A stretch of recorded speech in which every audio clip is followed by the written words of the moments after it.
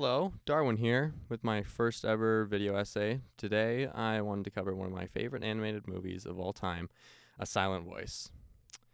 Don't expect much from this as I'm just starting out. I'm probably going to be pretty bad.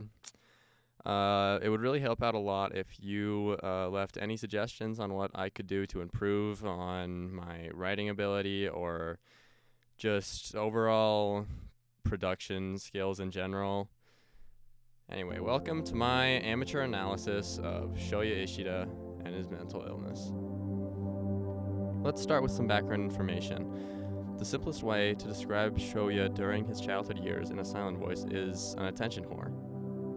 I'm just kidding. He was nothing more than a child who didn't understand the world around him. He did nothing but seek recognition from his friends and classmates, as most children do. And as a wise man once said, monkey see, monkey do. I know they're not monkeys, but they're little kids, so same thing. Shoya wasn't the first to bully Shoko, and he wasn't the last. He merely partook in the accepted behavior of his other classmates for a few laughs. However, things like this, they tend to escalate very quickly, and the bullying quickly went from harmless pranks to things like pushing Shoko into a pond or violently ripping out her hearing aids, just throwing sand at her for being different. Quick tangent. I get so mad every time I watch this scene. Like, come on, man. Why are you doing that? Okay, tangent done. Back to the bit.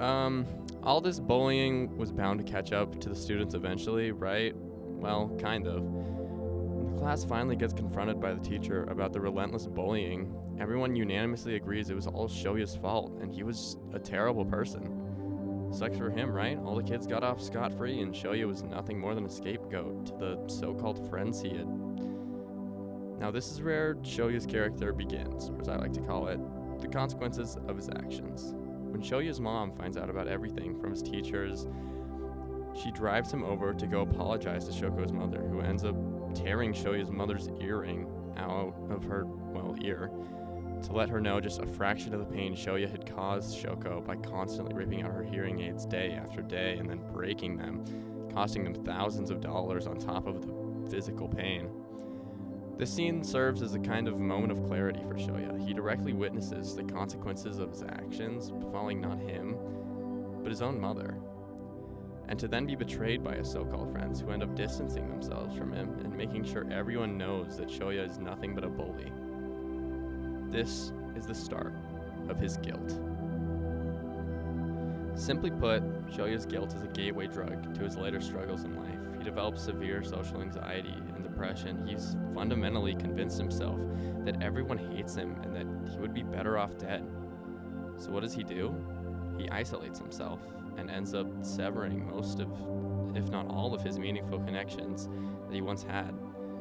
I mean, to anyone outside of his immediate family, he becomes nothing but an outsider that you would never want to be around.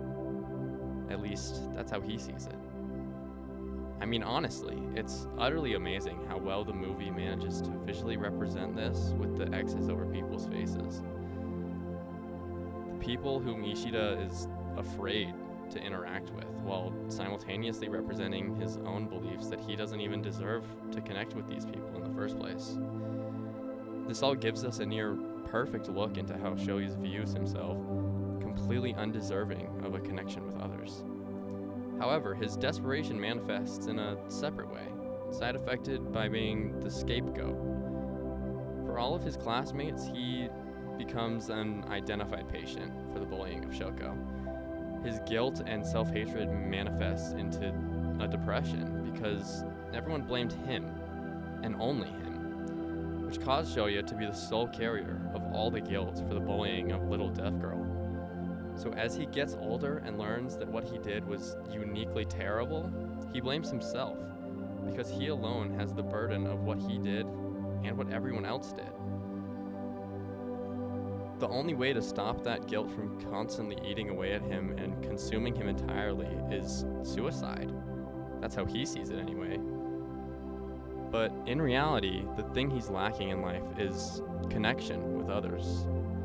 Something that Shoya is so utterly lacking in that the guilt almost wins. He got so close to taking his own life because of the guilt and pain of his past actions, And the only way to overcome such terrible things is connection and forgiveness. Forgiveness is such a heavy theme in A Silent Voice. Not only is it Shoya's desire for Shoko's forgiveness, but it's also that he needs to forgive himself.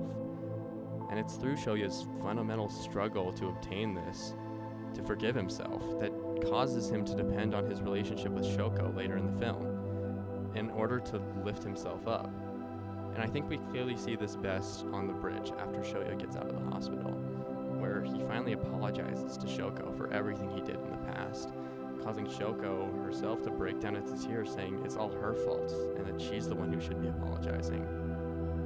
However, with Shoya's simple words, "Help me live," we see that even after he risks his own life to save Shoko, he's still unable to forgive himself.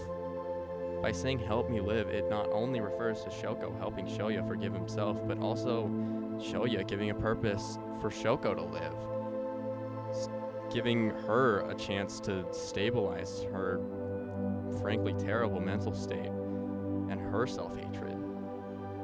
And for anyone who knows what it's like to battle with depression, you would know how much of a monumental task something as simple as forgiving yourself can be. But being able to forgive yourself is such a crucial part of healing that allows people a chance for acceptance and the ability to move forward instead of always looking back. If I did this or that instead, just shut up. You can't change what's already happened. We need to learn to move forward so that you can learn to be the best version of yourself. There's no time like it right now to do what you want. I'm just talking to myself at this point, but this movie helped me get through some bad waves of depression a few months ago, and I love it so much. I adore the art style, the message, it's all just beautiful. A Silent Voice is one of my favorite movies of all time, so I thought it would be fitting as the first video I made for this channel. I know I'll look back on this and say, wow, this is terrible and I never should have made this, but A Silent Voice is just so special to me and will probably forever be one of the greatest animated movies I've ever seen. Anyway, if you made it this far, I hope you've enjoyed it. Please, if you would, like the video, maybe subscribe if you can, and so you can call yourself an OG when I get big, and I promise you, I will.